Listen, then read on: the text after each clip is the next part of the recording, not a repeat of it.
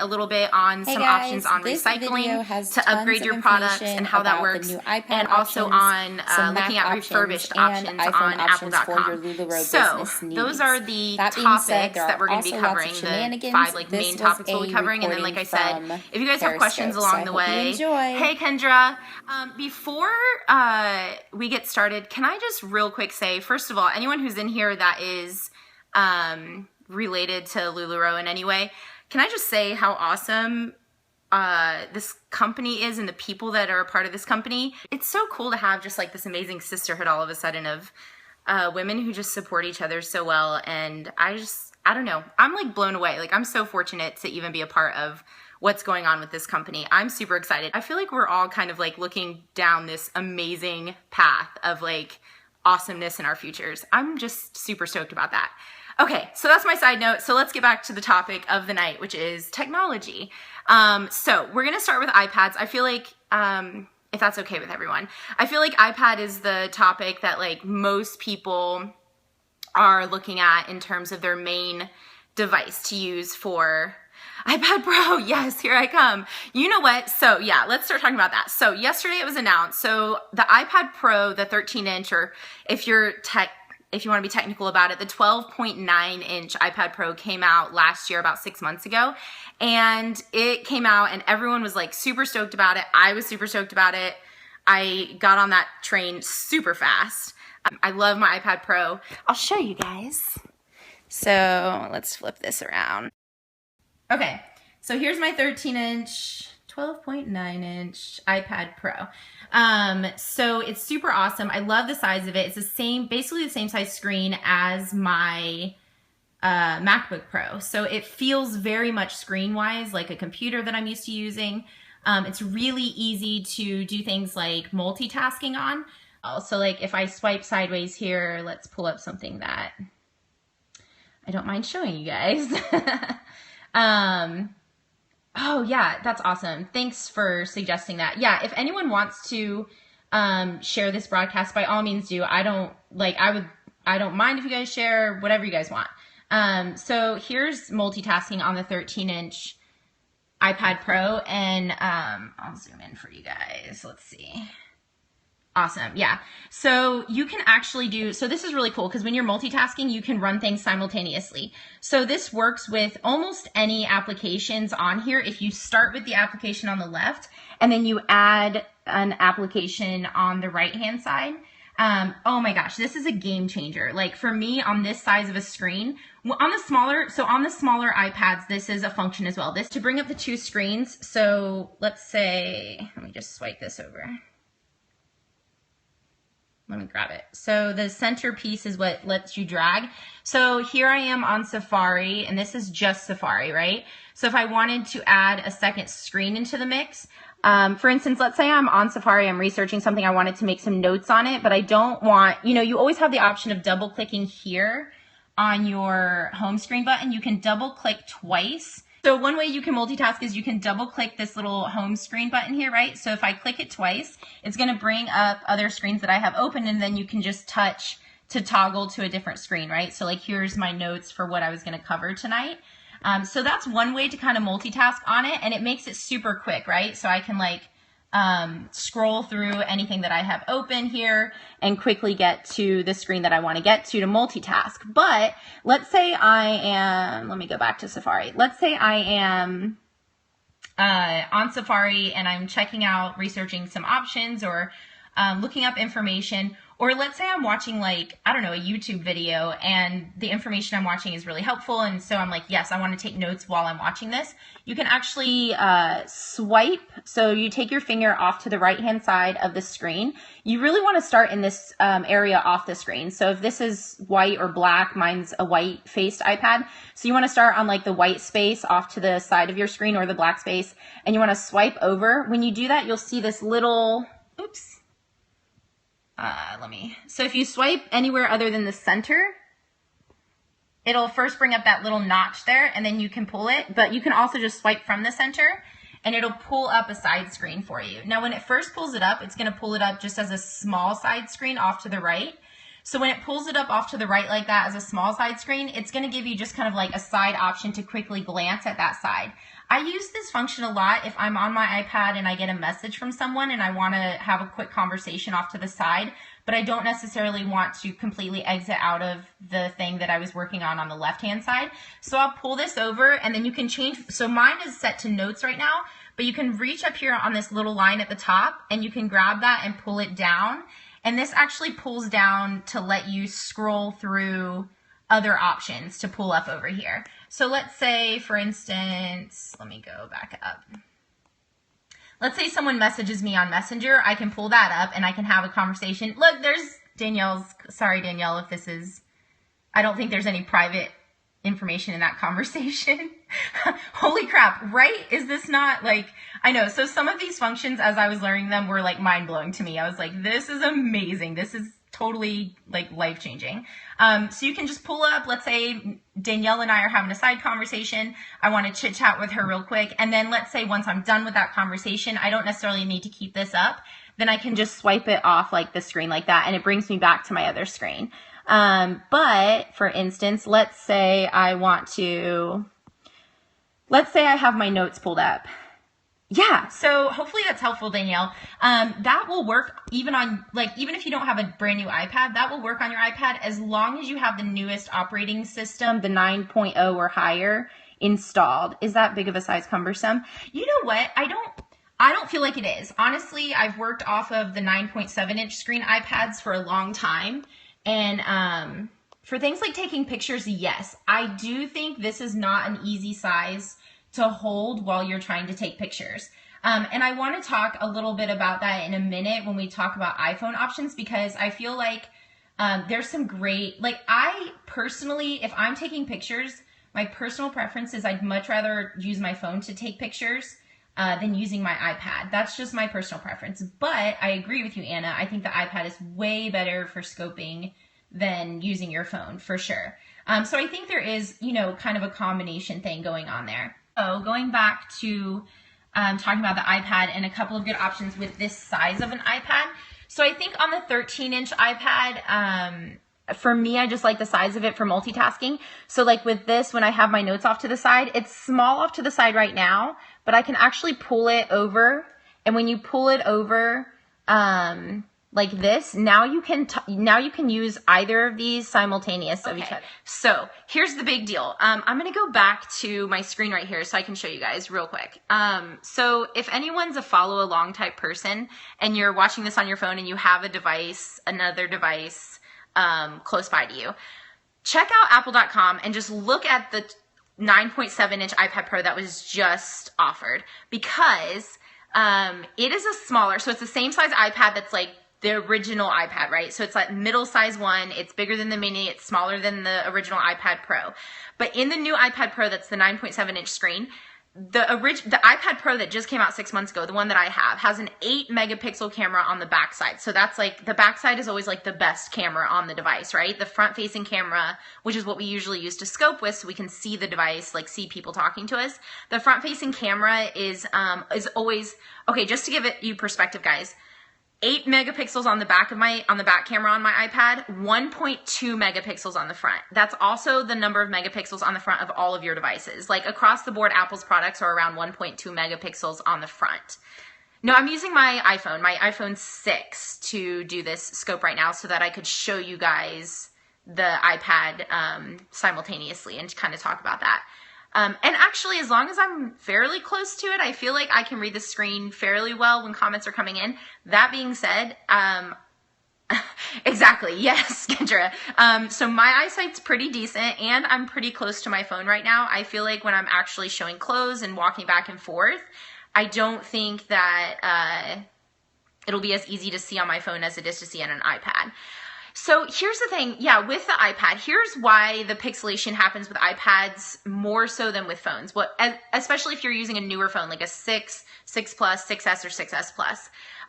When you are broadcasting from an iPad, the pixels that your camera is able to video record. So it video records, your iPad's going to video record in 720 HD, right? Your phone, if you're using a 6S Plus, your front facing, I think, is also 720. So the broadcast quality of the camera is going to be the same, but the processor on the inside of the device is much different. So there were 4 generations of original iPads that were like the thicker iPads, and they slowly got thinner. And then they came out with the iPad Air, which was like, it was the Air because it was equivalent to like the MacBook Air, which is like super thin and light. Okay, and then, so Allison, I had an iPad 2. Right, okay, so here's the thing. With the iPad 2, that's like 4 let's see, iPad Air 2, iPad Air 4, 3, 2. So it's like 4 generations back. So the iPad 2, there's no way the processing chip inside that particular piece of technology could handle periscoping. There's no way. Like live broadcasting, the processing chip in it is so outdated at this point that it'll still let you do basic things like going on the internet, although that's going to be really slow at this point. Going on the internet or even like checking your emails. You can do basic things like that on an iPad 2. But when it comes to, oh, I didn't even catch that question before. Thanks for answering that, Danielle. When it comes to actually trying to live broadcast, the technology inside the iPad is not going to be able to handle that. So if you're wanting to broadcast from an iPad, I would highly recommend, if you're wanting to do periscopes from an iPad, I would definitely not look at anything previous to the iPad Air 2. So the iPad Air 2 was it's about a year and a half. Yeah, it's about a year and a half old as far as the technology goes. So it came out about a year and a half ago. iPad mini from 2 years ago. So the iPad mini from 2 years ago would be the Mini 2. So the Mini 2 is still not going to be great. And you have to look at it this way, guys. Like the technology that's coming out is advancing quickly, and especially with things like live broadcasting, things like that. When you're talking about the processing chip, the graphics card inside, I know this stuff is kind of like nerding out a little bit, but all those pieces of technology inside your device are really what's going to power that camera quality. So even if the camera quality, like the quality of the camera itself is the same, the technology behind that camera that's powering that particular device is going to determine whether you get that really grainy picture or whether it's a little bit clearer, because it's how it's reading the camera, not so much what that camera's able to see, if that makes any sense. Someone said the Pro has for periscope right on the box. That's awesome. I have not seen that on the box, and I've not known Apple to ever partner with an application like that, but maybe. But so I will say the new iPad Pro, the 9.7 one, even blows my iPad Pro out of the water. I'm a little disappointed because it's only been 6 months. But the 9.7 inch iPad Pro that was just announced yesterday has a 12 megapixel camera on the back, instead of the 8 megapixel camera that mine has. It also has, this True Tone technology on the screen, cost-wise. So you're getting, other than the size of the screen, you're getting way more for your money with the 9.7 inch iPad Pro than you are with the 12.9 inch iPad Pro, if that makes any sense. And yes, Danielle, the 9.7 inch is the regular iPad size. So it will feel the same as your iPad 2, just a lot thinner, a lot lighter, and a million times faster. When you get your hands on the iPad Pro and you've been using the iPad 2, it's going to blow your mind. Like, you're going to want to just click on things just to see how fast they open up. That's how much faster it's going to be. So here's the thing with graininess. No matter what, it doesn't matter how fast your processor is. Yes, it will cut down on it a lot. So a better processor, a better graphics card is going to cut down on that graininess a lot. But if there's any kind of funky lighting, if your internet connection is on any level, yeah, so if you're not having problems with your phone, then yeah, 100%. No matter what, it's not going to be full. Oh my gosh, I have like, oh my gosh, like alfalfa sprouts. Sorry guys, girl moment for just a second there. Yeah, the phone is still tiny. So here's what, yeah, and Danielle, seriously, we all need fast, right? Like, yeah, absolutely. So here's kind of where I'm leaning. Okay, so we've talked a little bit about the iPad. If you're going brand new, I would definitely say if you can swing it, iPad Pro 9.7 inch, that's where I'm going to put my seal of approval. Like that would be my go-to device. I love the 13-inch screen on my iPad Pro right now, but if I could do it over again, I would rather do the iPad Pro 9.7 inch. With the True Tone technology, that's just going to change the tone of your screen, the color tone of your screen when you're looking at it in different lighting. So if it's low light, it's going to adjust and give you like softer, like cooler colors.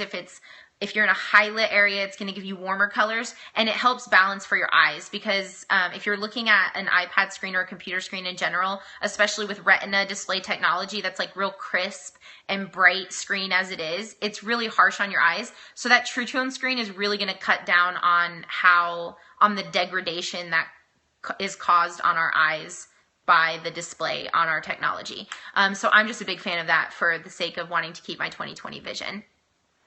I know, that night shift is awesome. I've had it on mine for a while from the beta version, and I love it. Okay, so let's talk about storage real quick with the iPads. So if you're in the market for a new iPad and you're looking at some options, the iPad 9.7 inch starts with 32 gigabytes. The Wi-Fi model is only $599. So that's way better than the 13 inch. So the 13 inch one, I paid... why don't we just use the cloud? Maybe. So you can use the cloud. Not everyone likes using the cloud because some people don't necessarily trust that it's not going to lose their information. Plus, I'm a fan of the cloud. I use iCloud for a lot of stuff, but also, I don't know, it can get a little tricky. I will say this with Apple and iCloud so far, like, I feel like iCloud, so you only get 5 gigabytes of free iCloud storage, and then you pay, if you want more iCloud storage than that, you pay 99 cents a month for like 50 more gigabytes, and then it goes up from there. So really like $1 a month for 50 gigs is not bad at all. But that being said, if you want something that you can transfer information quickly, that you can store everything from pictures to videos to documents, things like that, and you don't want to spend an arm and a leg on, let's say, an iPad that has like 128 gigabytes on it, there are a couple of really awesome options that are fairly new to the market that are storage solutions, like external storage solutions for your iPad. So 2 options. One is made by SanDisk. So Time Machine is great on your computer. So if you have a Mac computer, Time Machine is really great for backing up everything. And 100%, side note, if you have a computer and you're not backing up your information on that computer to an external device, you need to do that like yesterday. If I take the pics of my phone and don't upload the cloud, will it sync to my pad? If you have in your settings, I think I'm going to do another Periscope specifically with related to like photos in general and like how to use the Photos application that's already on your iPad, and then also how to like use your storage solutions through iCloud to connect that to all of your, do you think that would be a good idea, Danielle? Yeah. Okay. How to use iCloud to connect your photos to all of your devices. No, I mean, I think that's a really good question because that's a really common question that comes up with everybody that I talk to. So I think that's cool. Okay, then I'll do that. I'll do a Periscope about that sometime too. So let's say you're going for the 9.7 inch iPad Pro, right? And it's $599 for the 32 gigabyte. And then if you want the 128, it's $749. So if you don't mind forking out $150 for 128 gigs on your iPad, by all means do it. Go for it. Spend the money. I'm all about that. Like, do it. And then you never have to worry about, with 128 gigabytes of storage on your iPad, you never have to worry about really running out of space, at least not in the foreseeable future. That being said, if you're trying to be budget friendly with this and you're trying to go like the least expensive route, then you could get the 32 inch or the 32 gigabyte iPad, which is a decent amount of space for all your applications and basic stuff like that. And then, yeah, I've always been one to go for the most storage too until these options came out and it blew my mind. So SanDisk makes a Wi-Fi flash drive. Are we safe with the Wi-Fi only not jacking up the scope? I would say absolutely if you have decent Wi-Fi in your house. If you don't, then I would go with the Wi-Fi and cellular model. I'm not a huge fan of Wi-Fi cellular models, and here's why. Pretty much any carrier that you use for your phone service will allow you to use the data that you pay for. So let's say you have an iPhone, right? And you pay for data on your phone. If you're not in Wi-Fi and you need internet access on your iPad, you can connect your phone to your phone's Wi-Fi, like your phone's LTE signal. You can use that on your iPad and then get internet on your iPad just pulling it from your phone, and it's super fast. So that's a great backup option. But as far as, yes, that is true. It's called a hotspot, exactly. So your phone acts like a hotspot or a Wi-Fi signal. It uses the data you pay for. So if you only pay for 2 gigabytes of data and you do use your phone as a hotspot to send, you are so smart, Hannah. You're brilliant. So if you, oh my, how the heck do you have unlimited data, Danielle? Super humble. Danielle, can I get on your family plan? I will happily pay you to let me onto your family plan with unlimited data. That's amazing. Verizon made me give up my unlimited data like a couple years ago, and I literally cried. It was a depressing day, right? Yes, Allison, right? Like, I don't think you're making friends, Danielle, by sharing that information. Oh my gosh, I'm so jealous. Okay, so everyone, we're all getting on Danielle's family plan. Exactly. That's hilarious. Okay, so that being said, you can use your phone as a hotspot. Just, I would be careful with that. So you don't need the Wi-Fi cellular model of the iPad. That came out as a popular option before you could use your phone as a hotspot for free. So phone companies used to charge like $20 a month to even let you use your phone's data as a hotspot for your iPad. So the iPad said, so Apple said, well, we'll just make the iPad with its own cellular option. So if you want to pay separately for that, you can. Nowadays, I don't think that's really necessary with the free hotspot option. But if you have good solid Wi-Fi in your house, I don't see any reason why you would need a cellular model iPad. I personally just think it's a waste of money. I don't see a huge benefit to it. I think a very small majority of people, you guys are blowing up those hearts. I love it. Thank you guys.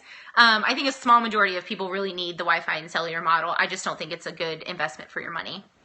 You are welcome.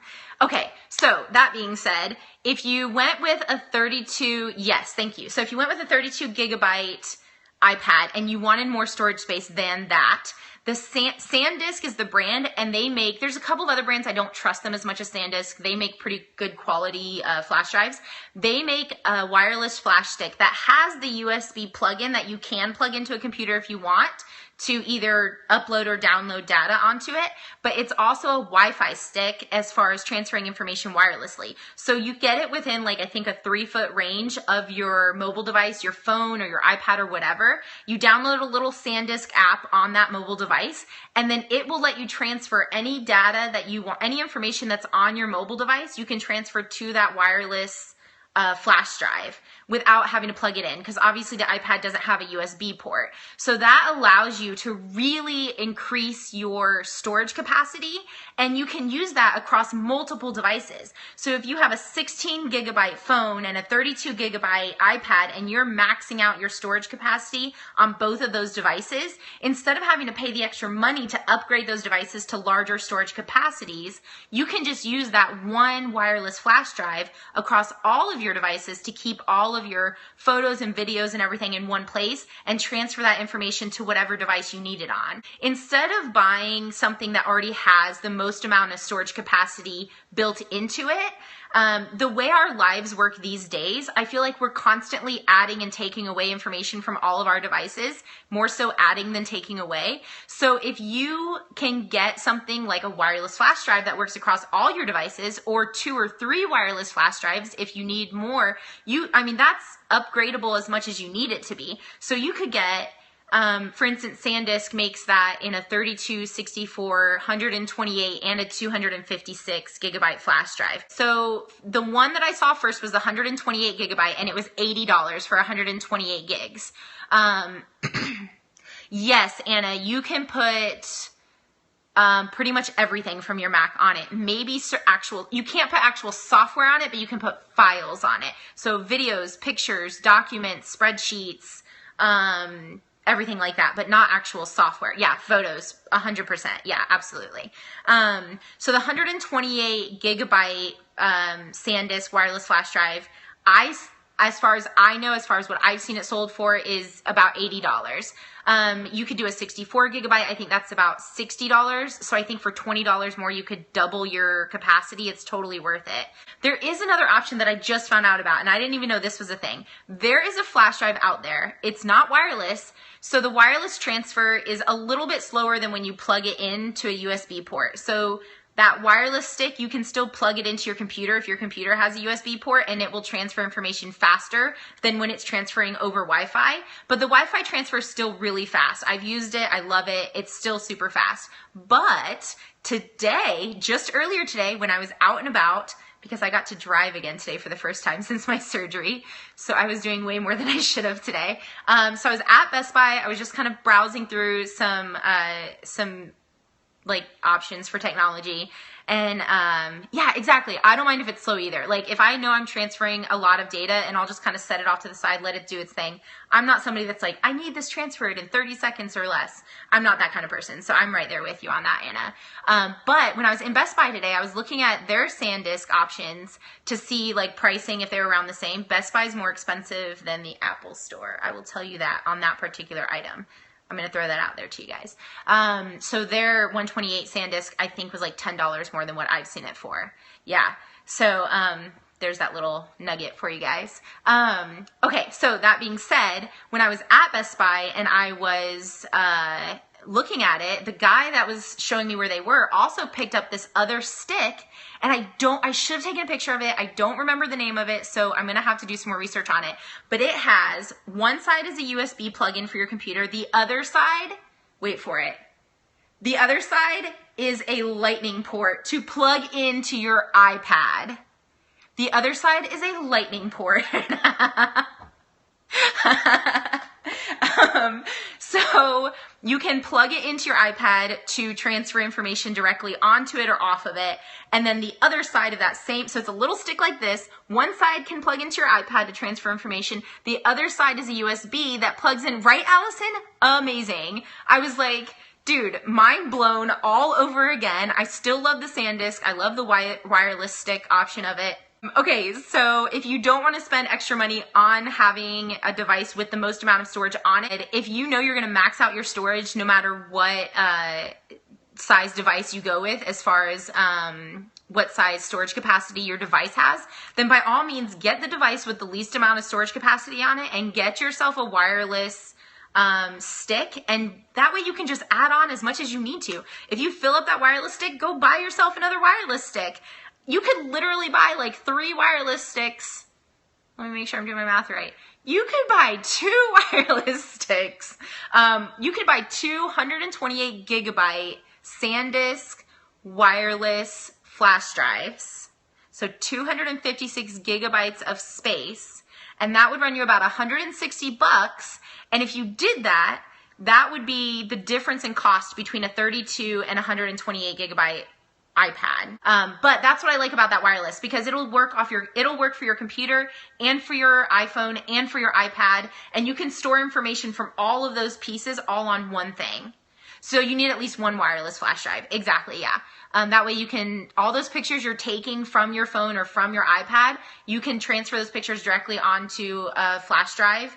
Or videos. So like if you're making a lot of YouTube videos, if you're saving your Periscope videos, you cannot use your laptop to broadcast currently. That being said, Periscope just celebrated its 1-year birthday. I think they're going through a lot of similar growing pains like LuLaRoe is going through. And so that being said, I think that's something that they'll probably look into doing in the future, because the app, I don't know if you guys know this, the app Periscope was really developed to help connect people around the world that are seeing like live action things happening that they want the rest of the world to see with them. So, you know, God, so sad about what happened in Belgium. And so like, let's say somebody's there and they're like, this is what's going on right now and I want to share this with the world. They can jump on Periscope and live broadcast that. But that being said, I think Periscope didn't recognize right off the bat. I was reading an article about it that the developers didn't recognize off the bat how well it could be utilized for business. And so now that people are using it for business and they're doing scopes like this where they're just kind of like stationary and they're sitting in front of their device and they're talking to the screen, I think now because of that, it's something that they're starting to consider, and hopefully they'll be developing something that will work from our computers as well. I think that would be a really smart idea from Periscope. So we'll see what comes out with that. I know, yeah, I feel like that would be super awesome. Okay, so we talked a lot about iPads. We've talked, I want to talk super briefly about computers. So I'm talking specifically about Apple products, so I don't have a lot of knowledge of like PC related computers, so I apologize in advance if I can't answer your questions about anything PC related, but Apple products specifically, when we're talking about computer options. Britt, you blocked Anna. Oh no. Anna, you've been blocked. That's hilarious. Yeah, lighting makes a huge difference. Speaking of which, I'm so sorry. I just noticed a while ago this light is like crazy in the corner there. But lighting makes a huge difference. In fact, this broadcast might be a little pixelated. I apologize if it has been. My lighting in my living room is not the best right now because we lost a light the other day and I've not replaced that bulb. So it's a little funky. Okay, so let's talk a little bit about computers. So here's my take on the idea of running your entire business from your iPad. You can definitely do scopes from your iPad. Obviously, that's the way most of us are going to be going. I'm broadcasting right now from my iPhone, but I think in the future I will be doing more broadcasts from my iPad instead of my iPhone. So obviously that's kind of like where most of us land, is with iPads being the main thing we use for selling as far as like web selling, right? So you can do your periscopes from your iPad. You can have a larger screen on your iPad to even do Facebook type things. Things like that. But here's, yeah, okay, so Ariel, here's my take on running your entire business from your iPad. 100% I think it's doable. The difference that is obvious and not obvious at the same time, the difference between your iPad and your computer is this. They run off completely different functioning operating systems. So you know how you have the App Store and all of the things that you do off of your iPad is from apps? So think of an application like a piece of software. That's essentially what it is. So each application you have on your mobile device, whether that's your phone or your iPad, is a piece of software. On your computer, you can connect your iPad to the Dymo. I'm going to do an entire scope just about that. I just haven't gotten, there's a connector piece that you need to do that, and I wasn't able to run to the store and get that today. So I'm going to do a broadcast about that. It won't be today, but later this week. So I'll keep you guys posted on that. But I can show you guys how to do that. Like a computer, but it was like a big phone. Exactly. Yeah. So here's my thing. I'm planning on running my entire business from my iPad, not from my computer at all. But some features on your iPad are going to work differently than they would on your computer. So what I mean by that, if you use something like QuickBooks, the software for QuickBooks on your computer is going to look a lot different than the application for QuickBooks on your iPad. I don't personally use QuickBooks. I've gotten so used to doing so many things off my iPad. I haven't decided what, yes, the QuickBooks online app is wonderful and works great on an iPad. Exactly. I've heard that too. So I heard QuickBooks, just doing QuickBooks through the web-based application is fantastic. And that connects across all your devices. So if you're using QuickBooks online, which does require a Wi-Fi connection to use it, so that means you can't access that information if you're not in a Wi-Fi area. But if you're using QuickBooks Online, that information will be connected across any device because all you're doing is getting on your web browser. So whether that's Safari or Internet Explorer, is Internet Explorer a thing anymore? So I don't like using web-based software only because you never know when you're going to be like invoicing at midnight and your Wi-Fi goes out or something like that. You know what I'm saying? So if your Wi-Fi goes out in the middle of you invoicing and or in the middle of you doing anything and you're using a web-based software, you're not going to have access to that software until you get back online. That's my only hang up with using web-based software. That being said, tons of people use it, tons of people love it. I'm not totally against it. Just for me personally, I'd rather use software that I can access whether I'm connected to internet or not connected to internet. So that's my personal preference. That being said, if you're just using an iPad for everything you're doing for your business, I think it can definitely be done. But if you're somebody who just likes full access products, you will be limited slightly on certain websites that you might go to or certain pieces of applications or software that you want to use if you're using an iPad. So if you're somebody that prefers to have a full-on computer and then use your iPad as a secondary device, if you're looking at getting a computer, and I'll just cover this quickly because I don't think it's as pertinent on people's minds as the iPads are. If you're looking at getting a Mac for your computer needs, I would say MacBook Pro hands down is my favorite portable device. The MacBooks, the super thin ones, are super awesome. Yes, right?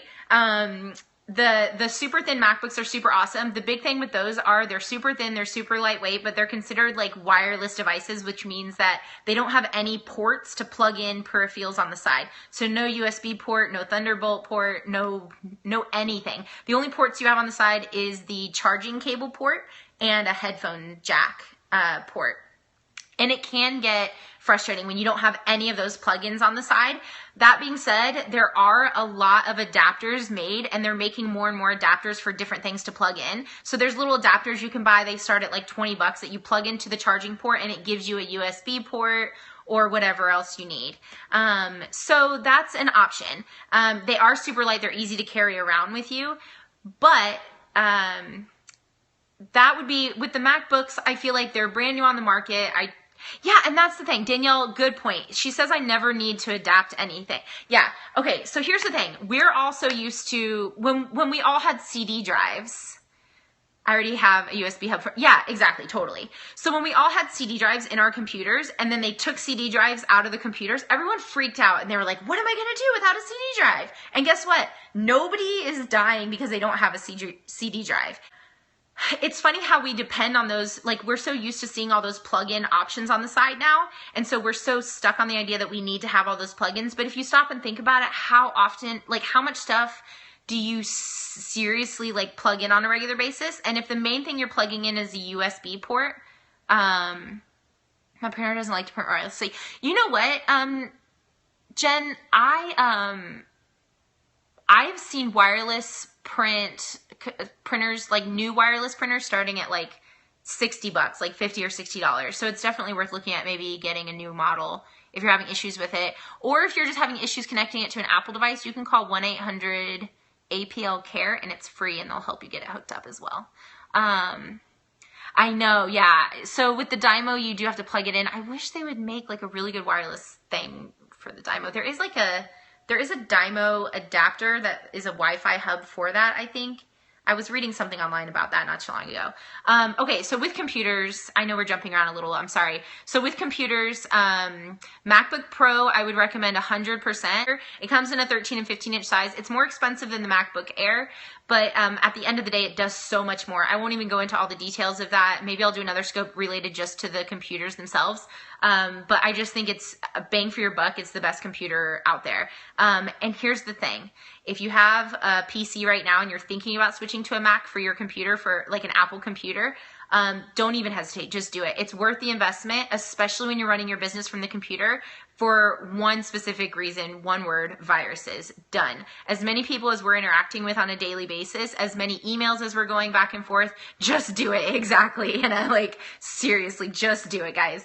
As many people as we're interacting with back and forth on a daily basis, and the potential for people to send us viruses or whatever, I'm not even trying to play that game with my computer that I depend on for my business. I think MacBook Airs are super awesome too. They're just, their screens are not very pretty to look at, in my opinion. They're not Retina display screens. I love Retina display. Let's talk about phones. Can we talk about iPhone for like just a second, and then we'll be done? Let's talk about phones. Here's what was announced, and I was not excited about this in the beginning, and now I'm super, super flipping out of my mind excited about this. I'm probably not going to get it, but I'm just excited about it as a good option for people. I just love it. Yesterday they announced this new phone option. It's kind of it's not a new phone in terms of like bigger and better than the 6S or 6S Plus. Here's what it is though. Yes, Danielle, here's what it is. It's everything you love about the new phones in the size of the old 5S. It's amazing. So here's what I mean. It's got the very best camera that's on the market right now, hands down. It's got a 12 megapixel, awesome camera. It's got an A9 chip processor, which in layman's terms, a freaking amazing, awesome processor. It can do moving pictures. So if you guys have seen those moving pictures where it's a still picture and then you touch it and it moves a little bit, your husband's going to be so happy he loves the size of the 5. So many people love the size of the 5. I personally like the larger size, but here's why I love this option. The technology in this phone is super awesome. You could definitely scope from it, although I don't know about that because that screen with scopes, don't love that idea. But here's what I do love. If you have an iPad and you're using that for your scopes and a lot of other things, you don't need a huge phone, right? Yes, so if you're a one-handed phone user, see, Jen, I'm that way too. So I have a 6. I don't have the Plus. My husband has the Plus though, and I think I might be upgrading to the Plus, although that was my plan in the beginning. Now I'm kind of on the fence because here's why. I use my iPad so much, I'm not on my phone as much as I used to be. So now that I'm not on my phone as much as I used to be, the idea of a smaller phone that still has all the capabilities of the newer phones, amazing. Okay, so this whole phone thing is just blowing me away. I think kind of my whole game plan is changing a little bit to where, so here's what I'm doing. Not saying this is the best option for everybody. I'm upgrading my 13-inch MacBook Pro to a 15-inch MacBook Pro so that I can get that slightly larger screen size. I just feel like the investment's worth it because, again, I like to be comfortable when I'm doing my work. And so, are you saying dang to me, Anna? Yeah, I've had a 13-inch for quite some time, and I'm ready to go to a 15-inch. Okay, so that being said, I'm going to a 15-inch MacBook Pro. I just think it's huge. It's not gonna be my device I carry around with me, but when I'm working from home, it gives me the portability to kind of carry it around the house wherever I want to be comfortable and sit. But at the same time, it gives me the screen size to feel comfortable, like doing multiple things at once, having multiple things up on the screen. The operating system for the Macs also lets you do split screen multitasking like this as well, like I showed you guys on the iPad. So that's super awesome as well. So it lets you run multiple things at once. It's amazing. Yeah, totally amazing. That's the newest operating system lets you do that. So I'm getting the 15-inch MacBook Pro. So 15-inch MacBook Pro, I think I'm gonna stick with my 13-inch iPad Pro, but if I didn't already have this, I would probably be going out and getting the 9.7-inch iPad Pro like tomorrow, although it's not available tomorrow yet. And then I think if I end up, when I upgrade my phone, I don't know. I might go to the smaller phone again. Yeah, of course, Kristen, my pleasure. Danielle, I don't know. I would not want anyone to suffer through this entire long scope 5 times. That's crazy. But if you guys have questions, also, okay, so I'll wrap this up for now, but if you guys have questions about anything we talked about tonight, feel free to reach out to me. So here's what you guys can keep an eye out for coming up. I will do under this handle that we're on right now. Upcoming in the next week or so, I'm going to put together a Periscope about specifically apps that we can use, like great apps we can use on our mobile devices for our business. And then also I'll be putting together a scope specifically on how to use your Dymo from your iPad. So those 2 things, because I know that's like a hot topic right now, is like, if I'm trying to do everything from my iPad, that Dymo, man, like that Dymo hangs everybody up. It's crazy. So I'll do a scope specifically about that. Totally love you guys. Thank you for watching, and I hope this was helpful information. Have a great night, guys. I will talk to you all soon. So I thought I'd share this. This topic came up in the middle of my Periscope broadcast, but I thought I'd share this clip at the end of this YouTube video here just to share my LuLaRoe story with you guys in 48 seconds. Just a quick little blurb about what got me started with LuLaRoe. Hope you guys enjoy.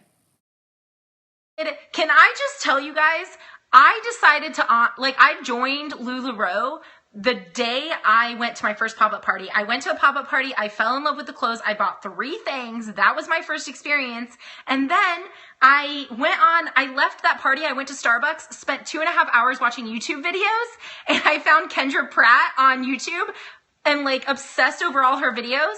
And then I emailed Kendra Pratt like a stalker, and I was like, Kendra, please, I know in your video you said that you're not bringing any more people on board under you, but I need to be on your team. And she introduced me to Fern, and now here I am with all of you amazing people. It's ridiculous. I hope she likes stalkers, because I totally stalked her. I was like, you're amazing, and I need to be part of what you're doing, and it's ridiculous.